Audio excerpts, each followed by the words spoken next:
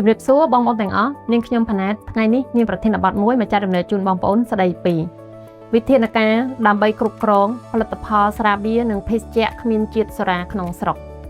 សេចក្តីសម្រេចរបស់រាជរដ្ឋាភិបាលស្ដីពីវិធានការដើម្បីគ្រប់គ្រងវិស័យផលិតស្រាបៀរនិងភេសជ្ជៈគ្មានជាតិសូរ៉ាក្នុងស្រុកដូចខាងក្រោម 1. អនុវត្តគោលការណ៍របស់រាជរដ្ឋាភិបាលដោយហាមឃាត់ការផ្ដល់រង្វាន់តាមរយៈការកោះក្រវិលកំប៉ុងឬគម្របផលិតផលឬការផ្ដល់រង្វាន់តាមទម្រង់ផ្សេងៗសម្រាប់ភេសជ្ជៈមានជាតិស្ករជាពិសេសភេសជ្ជៈពៅកម្លាំងត្រឹមដំណាច់ត្រីមាសទី3ឆ្នាំ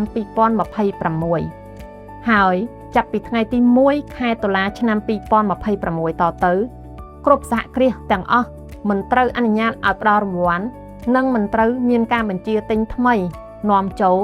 ឬផលិតនៅគម្របផលិតផលភេសជ្ជៈមានជាតិស្ករដែលមានការផ្ដល់រង្វាន់ទៀតឡើយ 2. ពង្រឹងការប្រកួតប្រជែងដោយស្មារតីគ្នានិងការលើកកម្ពស់អនុលោមភាពបន្ថែមទៀតដែលបញ្ឈប់ទាំងស្រុងនៅការផ្ដល់រង្វាន់លើក្រវិលកំប៉ុងឬគម្របផលិតផលឬការផ្ដល់រង្វាន់តាមទម្រង់ផ្សេងៗដើម្បីផលិតគ្រឿងស្រវឹងត្រឹមដំណាច់ត្រីមាសទី3ឆ្នាំ2026ហើយចាប់ពីថ្ងៃទី1តុលាឆ្នាំ